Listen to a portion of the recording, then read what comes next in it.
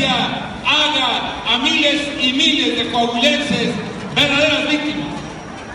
A mí me consta porque yo sé bien que quizá el grupo delincuencial más peligroso, más cruel que haya asolado a Coahuila y a México es el grupo de los Zetas.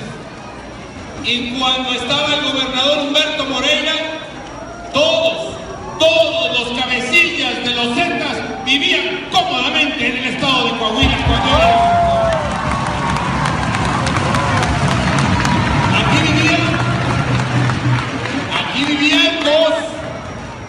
Aquí vivía Lascano, aquí vivía Miguel Treviño, el Z40, aquí vivía el Z42, su hermano, todos cómodamente.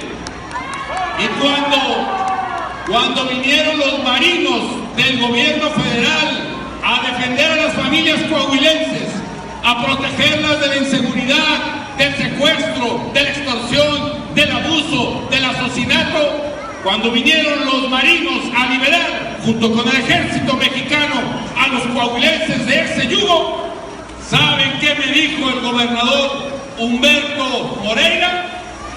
Me habló muy indignado, que retirara a los marinos de Coahuila, que los marinos no tenían que estar aquí, que es que por Coahuila, que Coahuila no tenía más que sacara a los marinos. Y por supuesto que